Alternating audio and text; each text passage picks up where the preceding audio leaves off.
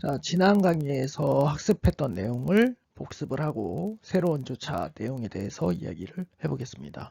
자, 우리가 지난주에 이야기했던 내용은 PN접합 다이오드의 IV 특성 중에 비이상적 특성에 대해서 이야기를 했습니다. 자, 우리가 이상적인 IV 특성은 수식을 통해서 유도를 했고 에너지 밴드를 가지고 분석을 했었습니다. 그런데 실제로 소재를 만들어서 측정해 보면 이상적인 경우와 다른 현상들이 생긴다고 했고, 이 현상들에 대해서 이야기를 했습니다. 그 현상들은 총 4가지였는데요. 여기 보시면 첫 번째 브레이크다운이라고 하는 현상입니다. 항복 현상이죠. 이 항복 현상에는 종류가 아발란치 브레이크다운이랑 제너 브레이크다운이 있었고, 이거에 대해서 이야기를 했었습니다. 그 다음 얘기한 거는 RG 커런트 in the depletion region 이라고 되어 있죠. 리콤비네이션 제너레이션 커런트에 대해서 이야기를 했습니다. 리버스 바이어스 영역에서는 제너레이션 커런트가 생긴다고 이야기를 했고요. 그 다음에 작은 포워드 전압에서는 리콤비네이션 커런트가 발생을 한다고 했죠. 그래서 이상적인 경우보다는 그래프 형태가 약간 다르게 나온다고 이야기를 했습니다.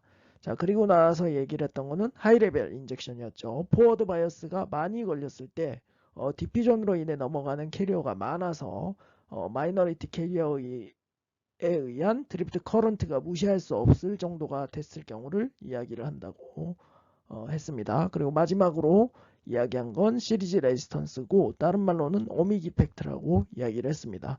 자, 쿼지 뉴트럴 영역, 그러니까 PN 접합의 공핍 영역 외의 부분이 커런트가 작을 때는 이 저항값을 무시할 수가 있는데 커런트가 굉장히 커질 경우, 즉 포워드 바이어스가 굉장히 많이 걸려서 커런트가 굉장히 많이 흐를 때는 이 저항값이 작더라도 VIR이라는 식에 의해서 전류가 크게 나와서 전압 강화, 볼테이지 드랍이 무시할 수 없게 된다고 했죠. 그래서 이러한 특성 때문에 또 그래프 특성이 우리가 아이디어랑 케이스보다 더 작게 나온다고 이야기를 했죠. 자, 뒤에 이어지는 슬라이드에서 이 4가지, 엄밀히 말하면 5가지죠.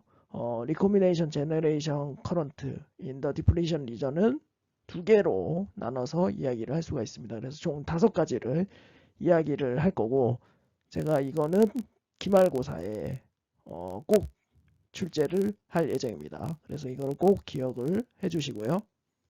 자, 우리가 비이상적인 특성들에 대해 알아보기 전에 PN 접합 다이오드의 아이디얼 IV 커브를 구할 때 사용했던 가정들에 대해서 먼저 이야기를 했었습니다. 그리고 나서 이 가정들 중에 몇 가지가 실제와는 일치하지 않는 경우가 있다는 걸 살펴봤었죠.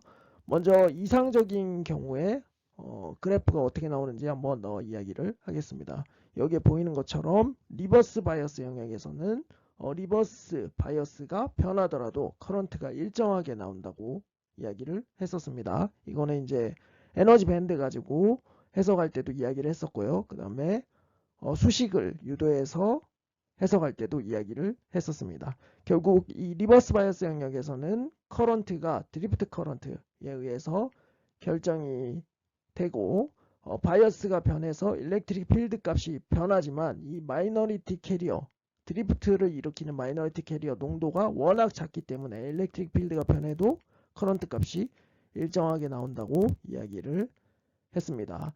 그리고 포워드 바이어스에서는 에너지 밴드의 포텐셜 베리어, 에너지 밴드의 포텐셜 베리어가 아니고 에너지 밴드의 그 베리어 헤이트가 낮아져서 디퓨전 돼서 넘어가는 캐리어들이 더 많아져서 디퓨전 커런트가 증가를 한다고 했고요. 결국에는 이렇게 이스포넨셜한 증가값을 보이는 이유는 에너지 밴드에서 컨덕션 밴드에 존재하는 일렉트론의 분포가 페르미디락 펑션 곱하기 덴시티 오브 스테이트로 구해지는데 덴시티 오브보다는 페르미디락 펑션에 의해서 도미넌트한 영향을 받기 때문에 커런트가 익스포넨셜하게 변한다고 했죠. 그러니까 에너지 밴드를 기준으로 컨덕션 밴드부터 위쪽으로 갈수록 캐리어 분포가 익스포넨셜하게 감소하는 형태를 띈다고 했죠. 그래서 이 에너지 밴드에서 베리어 헤이트가 낮아지면 이렇게 그 베리에이트를 넘어가는 캐리어 양이 이스포넨셜하게 증가해서 커런트가 이스포넨셜하게 증가를 한다고 이야기를 했습니다. 자, 그래서 이러한 IV 특성 커브가 나오기 위해서 우리가 가정을 했던 게 5가지였습니다. 자, 첫 번째로 디프레션 어프로시메이션, 즉 공핍 영역에서는 전자와 홀의 농도가 0에 가깝다라는 가정을 했고, 실제로는 픽스드 차지만 존재한다고 했죠. 도너 아이온 그리고 억셉트 아이온. 그리고 또 한 가지 가정했던 거는 커지 뉴트럴 리전 그리고 컨택에서의 저항이 무시할 수 있을 정도로 작다는 겁니다. 자, 여기서 커지 뉴트럴 리전은 뭐냐면 이렇게 PN 접합 다이오드를 그렸을 때 공핍 영역, 여기가 공핍 영역이죠. 자, 공핍 영역을 제외한 요 보라색 영역을 커지 뉴트럴 리전이라고 한다고 생각을 하면 되겠습니다. 그리고 컨택 부분은 여기에 접촉하는 부분을 이야기를 하는 겁니다. 우리가 바이어스를 인가하려면 뭔가 금속층이 증착이 되거나 아니면 뭔가가 접촉이 돼야겠죠. 이때 접촉했을 때 저항이 0에 가깝다. 무시할 수 있다고 가정을 하는 거죠. 그래서 이 가정을 했던 거고, 그 다음 세 번째, 자, 코어진 뉴트럴 리전에서 로우 레벨 인젝션이 일어난다고 이야기를 하고 있습니다. 자, 코어진 뉴트럴 리전 아까 말했던 그 영역을 얘기하는 거고요. 보라색 색칠된 부분. 그럼 로우 레벨 인젝션은 뭐냐? 로우 레벨 인젝션은 머저리티 캐리어의 농도가 마이너리티 캐리어 농도보다 어떠한 경우에서도 훨씬 많다는 얘기입니다. 자, 이 말은 뭐냐면 P타입 세미컨덕터에서 홀의 농도가 전자의 농도보다 훨씬 크다는 얘기입니다. 어떠한 경우에도 크다는 얘기고요. 그 다음에 N타입 영역에서 로우 레벨 인젝션이라는 얘기는 전자의 농도가 홀의 농도보다 훨씬 크다는 걸 이야기하는 겁니다. 그리고 네 번째 가정을 했던 거는 공핍 영역에서 서멀 RG 센터 프로세스가 거의 일어나지 않는다라고 얘기를 한 거죠. 그러니까 이 공핍 영역에서 열에 의해서 리콤비네이션 또는 제너레이션 프로세스가 일어나지 않는다는 걸 이야기를 한 거고요. 그다음 마지막으로 가정했던 거는 no other process, 즉 리콤비네이션 제너레이션 관련해서 아까 서머라이즈 센터 프로세스 말고 다른 것들도 일어나지 않는다는 걸 이야기하는 겁니다. 예를 들어서 빛이 들어와서 밴드 투 밴드 제너레이션이 일어난다거나 아니면 오제 리콤비네이션이 일어난다거나 그 다음에 임팩트 아이오나이제이션이 일어난다거나 이런 것들을 다 발생하지 않는다고 가정을 한 거죠. 이렇게 가정을 했을 때 위에 보이는 것 같은 그래프가 나오는데 실제 측정을 해보면 이거와 약간 다른 현상을 보이는 게 아까 앞에서 말한 5가지가 나타난다고 했고 이 5가지가 나타나는 이유가 이러한 가정들이 실제는 일치하지 않기 때문에 발생을 한다라고 이야기를 했었습니다. 자, 그러면 실제 측정된 IV 커브에 대해서 한번 이야기를 해보도록 하죠. 지난 강의에서 얘기했던 내용인데요. 그걸 다시 한번 이야기를 해보는 겁니다. 자, 첫 번째로 이제 리버스 바이어스 영역, 요 맨 끝에 왼쪽 부분부터 이야기를 하겠습니다. 여기 브레이크다운 현상이라는 게 발생을 하죠. 이 브레이크다운 현상은 자, 리버스 바이어스 전압이 여기 0V부터 점점 커질 때 일정한 현상이 나온다고 했죠. 뭐 실제로 아니라고 했지만 어쨌든 일정한 현상이 나오다가 갑자기 커런트가 기하급수적으로 음의 방향으로 크게 흐르는 현상이 나타난다고 했습니다. 그래서 이거를 브레이크다운 현상이라고 했고 여기 보면 리버스 바이어스 전압이 음의 방향으로 커질수록 이 커런트가 기하급수적으로 발생을 한다고 했죠. 그래서 이건 앞에서 가정했던 것 중에 어떤 거와 맞지 않냐면 no other process라고 했던 부분이랑 일치를 합니다.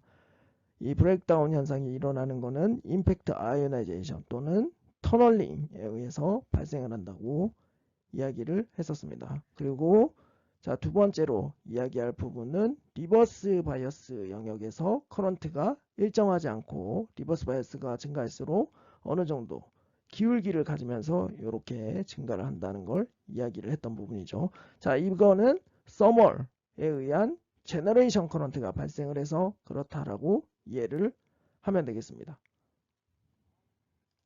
그래서 아이디얼은 이렇게 일정한 커런트가 나와야 되지만 이 공핍층 내에서 바이어스가 증가하면 증가할수록 이 커런트, 제너레이션 커런트가 커진다는 걸 이야기를 했고요. 다음 포워드 바이어스 쪽으로 넘어가서 이야기를 해보자면, 자 여기 스몰 포워드 바이어스 뭐 0에서 0.3V 영역이라고 이야기를 해보죠. 여기서는 지금 원래 아이디얼한 케이스는 이렇게 그래프의 기울기가 로그 그래프에서 1이 나와야 되죠. 근데 이게 기울기가 2의 값을 가집니다. 상대적으로 커런트 변화량이 더 작아진다는 얘기죠. 이렇게 되는 이유는 스몰 포워드 바이어스에서 디플리션 영역에서 리콤비네이션 커런트가 일어나서 원래 커런트에 빠지는 성분을 만들기 때문이라고 이야기를 했습니다. 자, 그리고 나서 특정 포워드 바이어스 전압 이상에서 뭐 여기서는 한 0.5 정도 되겠네요. 그래서 충분히 큰 이제 리버스 바이어스 전압을 가해주면 하이 레벨 인젝션이라는 현상이 일어나서 커런트 증가량을 떨어뜨린다고 했죠. 아이디얼한 케이스는 1인데 이 기울기가 눕는 현상을 이야기를 하는 거고요. 그 다음에 굉장히 큰 포워드 바이어스에서는 오믹 이펙트 또는 시리즈 레지스트란스라는 현상이 일어난다고 했습니다. 자, 이 하이 레벨 인젝션은 아까 앞에서 가정했던 것 중에 쿼지 뉴트럴 리전에서 로우 레벨 인젝션이 항상 유지가 된다는 가정을 깨트린 케이스를 이야기를 하는 거고요. 그 다음에 여기 시리즈 레지스턴스는 쿼지 뉴트럴 영역의 저항 그리고 컨택 저항을 무시할 수 있다고 한 건데 이게 무시가 안 되는 경우를 이야기를 하는 겁니다. 그리고 리버스 바이어스 영역에서 제너레이션 커런트 그리고 스몰 포워드 바이어스에서 리콤비네이션 커런트는 공핍 영역에서 어떤 RG 센터 리콤비네이션 제너레이션 프로세스가 일어나지 않는다는 가정을 깨트린 경우라고 이야기를 할 수 있겠습니다. 그래서 우리가 앞에서 얘기했던 가정 5가지였나요? 그 중에서 지금 4개가 깨지는 거죠. 그래서 이러한 현상이 어떤 건지 자세히 이야기를 했었고 그걸 한번 복습을 해보도록 하겠습니다. 첫 번째로 브레이크다운 현상에 대해서 이야기를 했죠. 한국말로 하면 항복 현상이고요. 여기 지금 오른쪽 아래에 PN 접합 다이오드의 IV 커브가 나오고 있습니다. 이건 실제 측정한 IV 커브 값이 되겠죠. 이렇게 커브 값이 있는데, 자 여기서 브레이크다운 현상은 어디서 일어나냐? 리버스 바이어스 영역에서 발생을 합니다. 여기 지금 부호가 마이너스가 안 붙어 있긴 한데 여기가 0V고요. 이쪽이 마이너스 전압, 이쪽이 플러스 전압이라고 생각을 하면 됩니다. 자, 리버스 바이어스 영역에서 커런트 변화량이 거의 없는 것처럼 나타나죠. 이상적인 경우에는 일정하다고 했습니다. 어쨌든 이러한 작은 커런트가 흐르다가 특정 전압을 기준점으로 해서 이 커런트가 무한대에 가깝게 급격히 증가하는 현상이 나타납니다. 그래서 이러한 현상이 브레이크다운 현상이고요. 이러한 브레이크다운 현상이 일어나기 시작하는 전압을 브레이크다운 볼테이지, 항복 전압이라고 이야기를 한다고 했습니다. 그리고 이 브레이크다운 전압은 물질의 밴드갭에 비례해서 증가를 한다고 이야기를 했고요. 이 브레이크다운 현상을 일으키는 프로세스는 2가지가 있다고 했습니다. 아발란치 브레이크다운 현상과 제너 브레이크다운 현상이 있다고 이야기를 했고 이 각각의 브레이크다운 현상에 대해서 자세하게 알아봤었죠. 뒤에 이어지는 슬라이드에서 그 부분을 다시 한번 이야기를 해보도록 하겠습니다. 우선적으로 우리가 아발란치 브레이크다운 현상에 대해서 알아봤었습니다. 이 아발란치 브레이크다운 현상은 임팩트 아이오나이제이션 프로세스라고도 이야기를 한다고 했고 이 임팩트 아이오나이제이션은 우리가 강의 시간에 리콤비네이션 제너레이션 프로세스를 할 때 배웠던 현상입니다. 특히 이 리콤비네이션 제너레이션 프로세스 중에 제너레이션 프로세스에 해당이 된다고 했죠. 그리고 이 임팩트 아이오나이제이션이 일어나기 위한 조건은 일렉트릭 필드가 굉장히 크게 걸렸을 경우라고 이야기를 했습니다.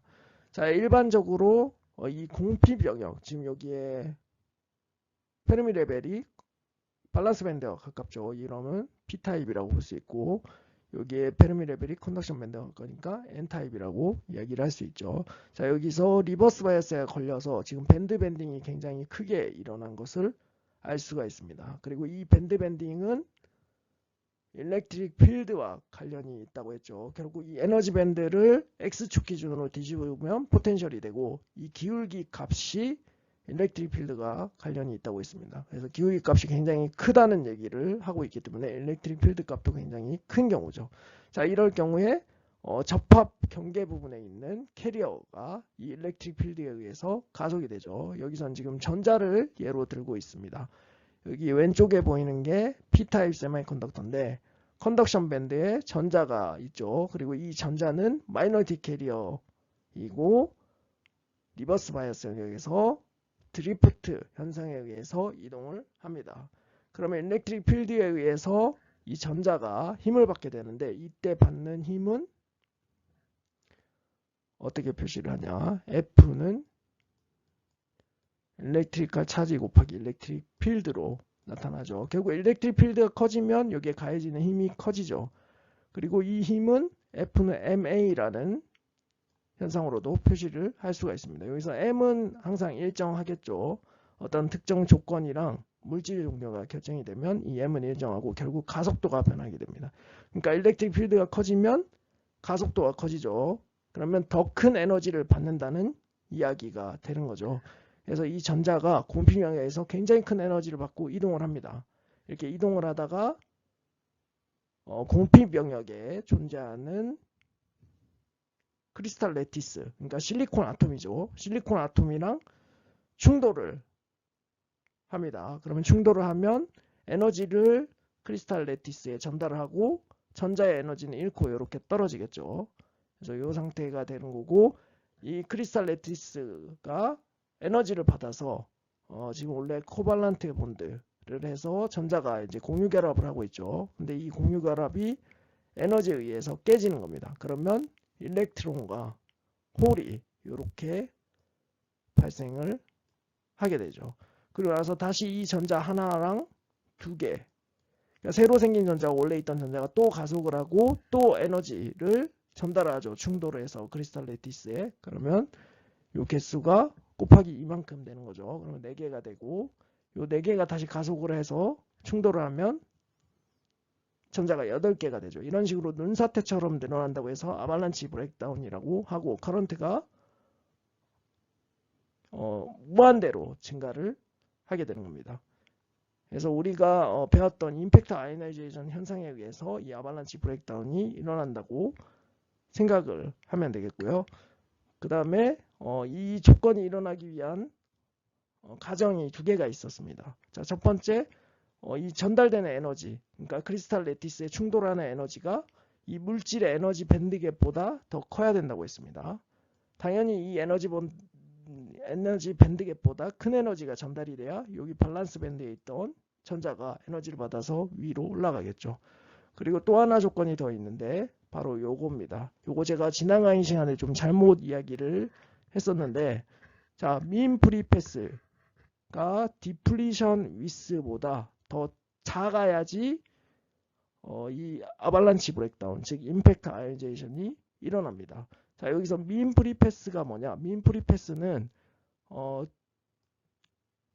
실리콘을 예로 들자면 실리콘 격자 안에서 전자가 어떤 격자와 충돌 없이 이동하는 평균 거리라고 생각을 하면 되겠습니다. 그러니까 충돌 없이 이동하는 전자의 평균 거리입니다. 평균 거리. 에버리지에서 나온 값인데요. 당연히 이 거리보다 디플리션 위스가 더 커야지 임팩트 아이오나이제이션이 일어나겠죠. 왜냐하면 임팩트 아이오나이제이션은 기본적으로 충돌이 발생을 해야지 일어나는 현상입니다. 충돌을 하지 않고 민 프리패스만큼 다 이동을 하면 아발란치 현상이 일어나지 않겠죠. 제가 지난 강의 시간에 보니까 거꾸로 이야기를 했더라고요. 그래서 이 민 프리패스보다 디플리션 영역이 훨씬 커야지 임팩트 아이오나이제이션, 즉 아발란치 브레이크다운 현상이 일어난다고 기억을 하시면 되겠고요. 그래서 우리가 캐리어 멀티플리케이션 팩터 M이라고 해서 아발란치 현상을 정리를 한다고 했습니다. 그리고 일반적으로는 이 N값이 3에서 6 정도의 값을 가진다고 이야기를 했습니다. 이건 물질이나 그런 상황에 따라 달라지겠죠. 자, 그리고 나서 우리가 온도에 대한 특성도 이야기를 했던 것 같은데 이 부분은 뒤에서 이야기를 해보도록 하겠습니다. 자, 두 번째로 이야기했던 브레이크다운 현상은 제너 브레이크다운 현상이었습니다. 이 제너 브레이크다운은 다른 말로 터널링이라고 이야기를 한다고 했고요. 이 터널링 현상은 기본적으로 우리가 알고 있는 일반적인 물리 현상에서는 설명을 하기가 힘들다고 이야기를 했습니다. 그래서 우리가 양자역학 개념으로 이걸 이해해야 된다고 했었고요. 그래서 간단하게 그림을 통해서 설명을 했었죠. 여기에 지금 그림이 있죠. 여기서 에너지는 여기서부터 위로 갈수록 점점 커진다고 생각을 하면 되고, 여기 지금 계단처럼 되어 있는 게 포텐셜 에너지 배리어라고 생각을 하면 됩니다. 뭐 에너지 장벽 같은 거죠. 그래서 이쪽에 전자가 존재를 한다고 하고 반대쪽으로 이동할 수 있는지 살펴봤었죠. 자, 기본적인 우리가 알고 있는 일반적인 물리에서는 여기에 있던 전자가 이렇게 반대쪽으로 갈 수가 없습니다. 왜냐하면 여기 장벽이 있기 때문인데, 자, 일반적인 물리에서는 이 전자가 입자이기 때문에 가다가 이 장벽에 막혀서 이렇게 돌아오는 게 정상이겠죠. 하지만 이 전자는 특이한 현상을 가진다고 했습니다. 그래서 이러한 현상을 정리한 게 양자역학이라고 했고, 이 양자역학에서는 전자를 입자로서 보고 또한 웨이브로도 바라볼 수 있다고 했죠. 그래서 상하에 따라서 입자가 됐다가 상하에 따라서 웨이브가 됐다가 하는 겁니다. 그래서 이 터널링 현상은 전자가 웨이브라는 가정하에서 일어나는 현상입니다. 아까 말했듯이 일반적인 물리에서는 이 전자가 가다가 장벽에 막히면 돌아가야 되지만 이게 웨이브의 특성을 가지기 때문에 특정 조건이 되면 이걸 뚫고 지나가서 반대쪽으로 나올 수가 있게 된다는 거죠. 여기 지금 잘 표현을 하고 있죠. 대신에 크기는 감소를 하는 것을 알 수가 있죠. 당연히 이 배리어를 통과하면서 에너지를 잃으니까 이 전체적인 크기는 뭐 폭이라고 볼 수 있죠. 이 폭이 감소하는 걸 알 수가 있습니다. 자, 그러면 이 터널링이 일어나기 위해서는 어떠한 조건을 만족해야 되는지 이야기를 해보죠. 두 가지 조건을 만족해야 된다고 했는데 여기 좀 뭐라고 되어 있냐면 한쪽 사이드 배리어의 이제 한쪽 사이드죠. 여기서는 이제 왼쪽 사이드라고 살펴보면 되겠습니다. 배리어를 기준으로 했을 때요. 이게 지금 배리어죠. 자, 배리어를 기준으로 한쪽 사이드는 전자가 꽉 채워져 있는 스테이트여야 되고, 그리고 배리어를 기준으로 반대쪽 사이드, 이쪽이겠죠. 이쪽 사이드는 전자가 채워져 있지 않고 비어 있는 상태여야 된다고 이야기를 하고 있습니다. 그러니까 같은 에너지 상에서 왼쪽은 전자가 꽉 차 있는 에너지 스테이트여야 되고 오른쪽은 전자가 하나도 차 있지 않는 비어 있는 상태여야 된다는 걸 이야기하는 거죠. 그래야지만 이 전자가 좀 더 안정한 상태로 가기 위해서, 즉 전자가 비어 있는 상태로 가려고 하는 거죠. 이렇게 뚫고 지나갈 수 있다는 걸 이야기를 했던 거고요. 두 번째는 그냥 아무 경우에나 이 터널링이 일어나는 게 아니다라는 걸 이야기를 했습니다. 왜냐하면 아까 앞에서 잠깐 이야기를 했듯이 이 배리어를 통과하면서 에너지를 잃는 현상을 살펴봤었죠. 그렇기 때문에 이 폭이 너무 넓다. 그렇게 되면 에너지 소모가 많게 되죠. 그래서 반대쪽으로 나와서 살아서 나온다고 해야겠죠. 살아서 나오기 전에 모든 에너지를 잃고 요 안에서 갇혀버릴 수도 있다는 이야기를 하는 겁니다. 그래서 이 포텐셜 배리어는 굉장히 얇아야 된다고 했죠. 요 폭이 10나노 정도로 작으면 터널링이 잘 일어나고 이 높이도 작아야지 더 잘 일어난다고 이야기를 했습니다. 그래서 뒤에서 우리가 에너지 밴드를 가지고 이러한 조건이 어떻게 적용이 되는지 이야기를 해보겠습니다. 자, 여기 지금 리버스 바이어스가 걸린 PN정션 다이오드 에너지 밴드를 보여주고 있죠. 자, 왼쪽에 보이는 게 P타입 세미컨덕터, 오른쪽에 보이는 게 N타입 세미컨덕터입니다. 그렇기 때문에 페르미 레벨이 왼쪽은 밸런스 밴드랑 가깝고 오른쪽은 컨덕션 밴드랑 가깝죠. 그리고 지금 페르미 레벨이 물질이나 위치에 상관없이 일정한 걸로 봐서는 이퀴빌리엄 상태라는 걸 알 수가 있습니다. 그리고 여기 밸런스 밴드 부분에는 지금 이렇게 까맣게 색칠이 되어 있는데 이렇게 색칠된 이유는 전자가 지금 꽉 들어차 있기 때문에 색칠을 해놓은 거고, 이 컨덕션 밴드에는 지금 전자가 없어서 비어있는 상태로 표시가 되어 있죠. 자, 이 상태에서 리버스 바이어스를 가해준다. 그 얘기는 N타입 영역에 플러스의 전압을 인가해 주는 거랑 똑같다고 생각을 하면 되죠. 그러면 왼쪽을 고정시켜 놓고 오른쪽에 플러스 전압을 가해 준다는 얘기니까 에너지 밴드를 더 아래쪽으로 내린다는 이야기가 되죠. 그래서 이렇게 밴드 밴딩이 쭉 나오는 걸 알 수가 있습니다. 그래서 이게 기울기가 일렉트릭 필드를 나타낸다고 이야기를 했었죠. 그래서 일렉트릭 필드가 존재한다는 걸 알 수가 있고, 자, 그럼 아까 앞에서 터널링이 일어나기 위한 조건 두 가지를 이야기했습니다. 하나가 전자가 채워져 있는 스테이트가 전자가 비어 있는 스테이트와 같은 에너지 위치에 존재를 해야 된다고 이야기를 했었죠. 그 배리어를 기준으로요. 에너지 배리어를 기준으로 그게 만족해야 된다고 했는데, 지금 리버스 바이어스를 가해줬을 때 여기 지금 전자가 채워져 있는 스테이트 들이 같은 에너지에서 살펴보는 거죠. 이렇게 같은 에너지에 살펴보는 겁니다. 한쪽 배리어를 기준으로 왼쪽 장벽에 존재하고 오른쪽 장벽에는 전자가 채워져 있지 않는 스테이트들이 존재를 하고 있죠. 그래서 아까 앞에서 말한 조건 중에 하나를 만족하고 있고요. 자, 두 번째 살펴봐야 될 조건은 이 에너지 배리어의 폭이 굉장히 좁아야 된다고 했습니다.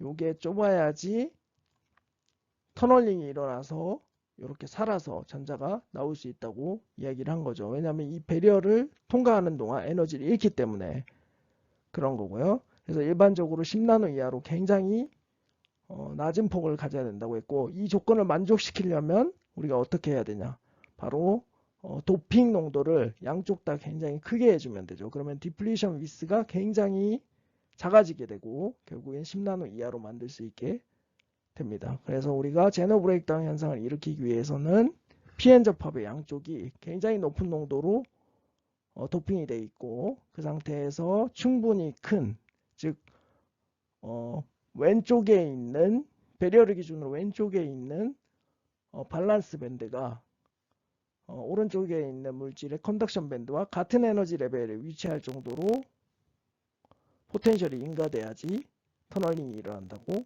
이야기를 했습니다. 자, 다음으로 이 슬라이드의 내용은 제가 지난 강의 시간에는 이야기하지 않았던 건데, 좀 아발란치 브레이크다운이랑 제너 브레이크다운을 구별하기 좋은 자료가 뭐가 있을까 좀 찾아보다가 좀 괜찮은 자료가 있는 것 같아서 이거를 좀 추가적으로 강의 자료를 만들었고요. 자, 이 그래프가 나타내는 건 여기 지금 설명이 있습니다. 이 그래프는 the breakdown field in the depletion layer for the onset of reverse breakdown versus popping concentration in the lightly doped region in a one-sided abrupt PN 정션이라고 되어 있죠. 자, 기본적으로 한쪽이 많이 도핑된 PN 정션에서 X축은 상대적으로 도핑 농도가 낮은 부분에 도핑을 나타낸다고 이야기를 하는 거고요. 그 다음에 Y축은 브레이크다운 현상이 일어나는 시점에서의 일렉트릭 필드 크기를 나타낸다는 말입니다. 자, 간단하게 그림을 그려서 얘기를 하자면, 예를 들어서 이게 P 플러스 N 정션이 존재한다고 하죠. 여기서 플러스라는 거는 일반적으로 도핑 농도가 굉장히 많이 돼 있는 케이스를 얘기를 하는 겁니다. 이 케이스를 보면 이쪽 X축의 콘센트레이션, 도핑 콘센트레이션은 이 N쪽 영역, 상대적으로 도핑이 적게 된 영역의 도핑 농도를 이야기하는 거고요. 그럼 브레이크다운 필드는 브레이크다운 현상이 일어나는 일렉트릭 필드의 크기를 나타낸다고 생각을 하면 됩니다. 그러면 아발란치랑 제너 브레이크다운을 구별하는 포인트를 지금 제가 화살표로 이렇게 표시를 해놨죠. 자, 이걸 보고 뭘 알 수 있냐면 도핑 농도가 상대적으로 낮은 경우, 이게 지금 대충 1점 몇 곱하기 10의 18승이 되겠죠. 한쪽은 당연히 굉장히 많이 도핑이 돼 있으니까 거의 10의 18승 이상이 돼 있는 케이스를 이야기를 하는 거겠죠. 그래서 도핑 농도가 양쪽 다 높지 않은 경우, 그러니까 한쪽이 만약에 P풀로 고정돼 있고 이 N쪽만 살펴봤을 때 이 N쪽의 도핑 농도가 낮을 때는 아발란치 브레이크다운이 도미넌트하게 발생을 한다는 거고, 특정 농도 이상이 되면 제너 브레이크다운 현상이 일어난다는 겁니다. 여기선 지금 거의 10의 18승 1점 몇 곱하기 정확하게 뭐 1.5나 뭐 1.4 정도 되겠죠. 이 1.4 곱하기 10의 18승 이상의 농도를 가지게 되면 그 공픽 영역의 폭이 굉장히 좁아져서 브레이크다운 현상이 일어난다고 볼 수 있는 거죠. 그래서 이 아발란치 브레이크다운과 제너 브레이크다운을 구별하기 위해서는 이 도핑 농도를 가지고 이야기를 할 수 있다는 걸 알 수가 있습니다. 근데 우리가 실제로 소자를 만들었을 때 이 도핑 농도를 정확하게 분석할 수는 없죠. 그리고 실제로 뭐 잘라서 분석을 해야지 이 데이터를 알 수 있기 때문에 우리가 딱 소자만 주어졌을 때 정기적인 방법으로 이거를 구별할 수 있으면 가장 좋겠죠. 그래서 그 방법으로 활용하는 게 요 밑에 나와 있지만,